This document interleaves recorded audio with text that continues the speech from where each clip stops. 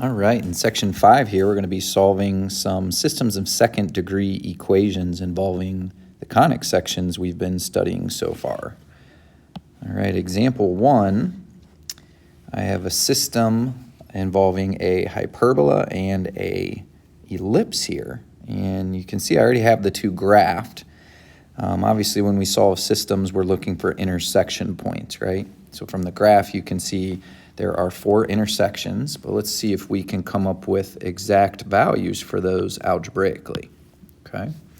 I'm going to solve this one starting by using substitution. I'm going to take the top equation and I'm going to solve it for x. Substitute that expression of 6 over y into the second equation that represents the ellipse.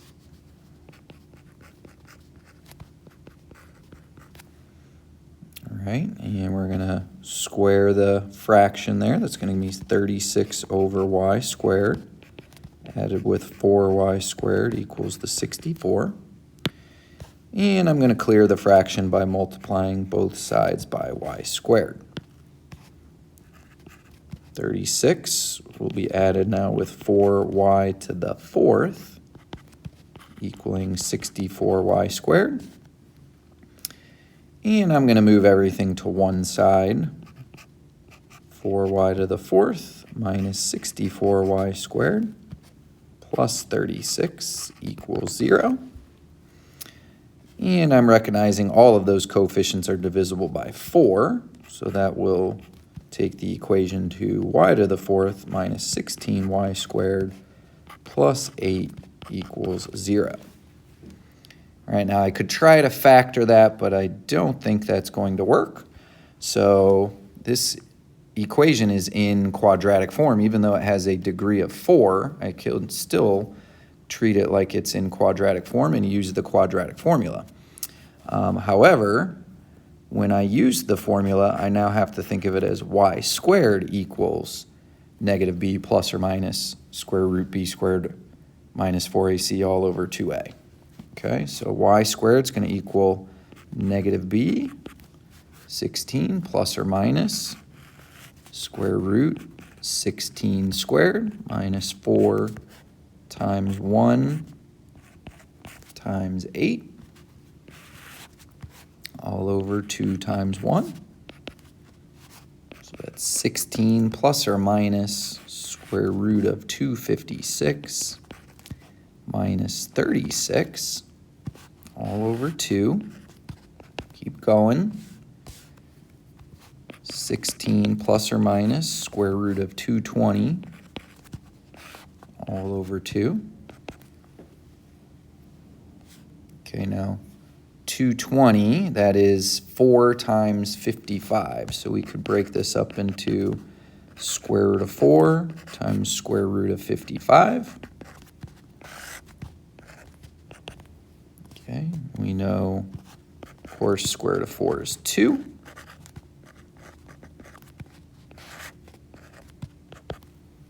I can reduce everything by 2 now. This is going to give me 8 plus or minus the square root of 55. All right, now remember, this is equal to y squared though, right? So if we want to solve for y, we're going to have to take the square root of that, and it's going to end up leading me to plus or minus the square root of 8 plus or minus square root of 55. All right, so think in all there are 4 values there when you consider the plus or minus on the outer radical and the plus or minus on the inner radical, okay? I'm going to take all 4 of those y values and substitute them in here to get my x values. And I'll be able to give my exact solutions, okay? So let's list those over here. All right, so how about we start with the square root of 8 plus the square root of radical 55. If I substitute that in for y, that'll lead me to an x value of 6 over square root of 8 plus square root of 55. And the y value would be square root of 8 plus square root of 55. So there's one solution, and now I can do that with the negative of that radical. That's going to give me 6 over the negative of the square root of 8 plus square root of 55.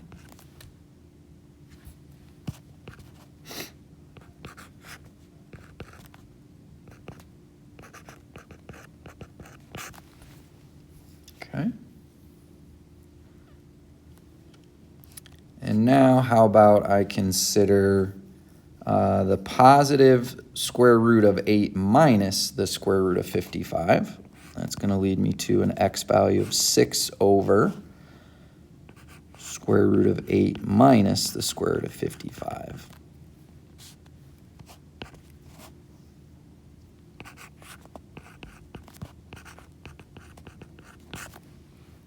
And then the only other to consider would be the negative of the square root of 8 minus the square root of 55. So that's going to give me an x value of 6 over negative square root of 8 minus the square root of 55.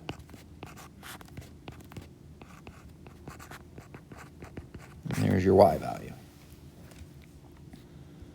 Okay, now we could approximate these. So if I were to, pull out the calculator on that first solution there, approximate everything, I should end up with x value of roughly 1.53 and a y value of 3.93, which you can see would correspond to this intersection point right here. Okay.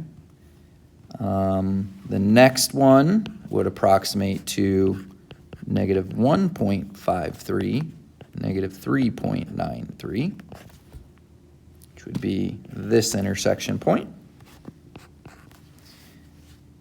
Third solution would approximate to 7.85, 0.76, which is the intersection point right there.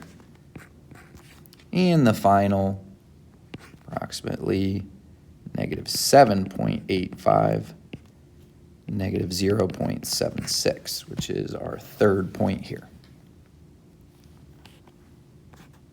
Okay, next example.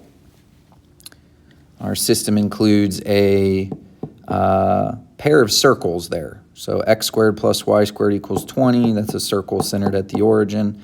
And then the other equation is a circle centered at 5, 5. Okay.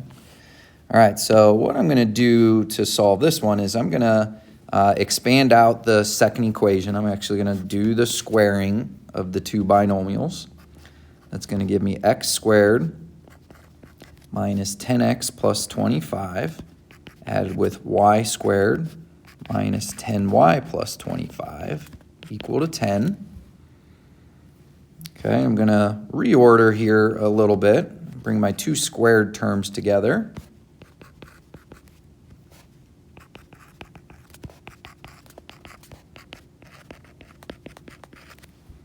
All right, and then we'll notice we have x squared plus y squared in that equation, which I can substitute with a 20 from the top equation of the system.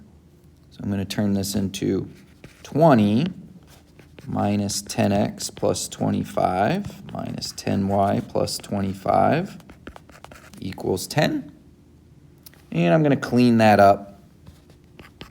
Negative 10x minus 10y plus 70 equals 10, or negative 10x minus 10y equals negative 60. And I'm going to divide by a negative 10. X plus y equals 6.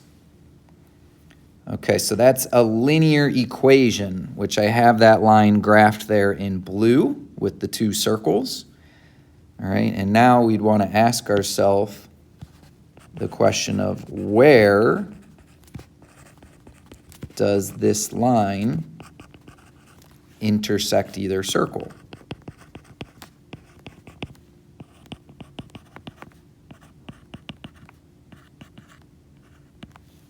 Okay, So what I'm going to do is solve it for either variable. I'm going to solve it for x. And I'm going to substitute that into either equation. Now I think there's an easier choice would be to use the top equation of the original system. So replace x with 6 minus y, square it, add that to y squared, and you'll equal 20. Square the binomial.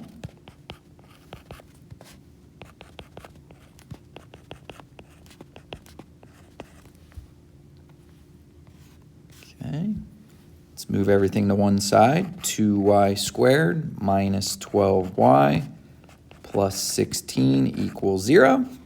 We'll divide out of 2. And this one's factorable.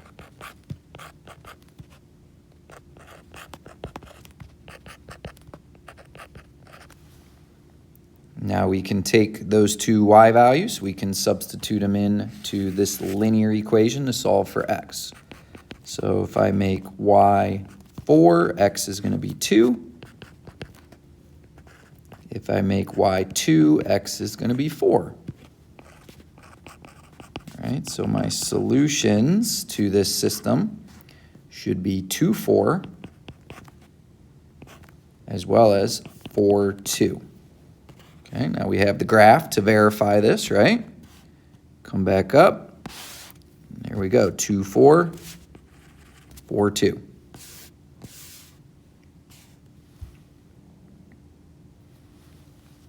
Okay, final example. We have another ellipse and hyperbola within the system here. Okay, and I think this one would be good to use elimination on. All right, so what I'm going to do is take the top equation. I'm going to multiply everything by 2. That's going to give me 4x squared plus 2y squared equals 8. I can just copy the second equation of the system. And I can eliminate the y squareds by adding. That's going to give me 5x squared is equal to 20. X squared equals 4. X equals plus or minus 2. So everything's looking pretty good right now. Okay, but notice what happens here. If I take 2 and let's say I plug that into the top equation of the system, I'll get 2 times 2 squared plus y squared equals 4. 2 squared is 4 times 2, that's an 8. Y squared is going to equal negative 4. And when I go to square root, I would end up with imaginary values, right? So there are no real solutions to that equation. All right, now the same thing's going to happen if I substitute negative 2 in for x. Leads me to the exact same situation here.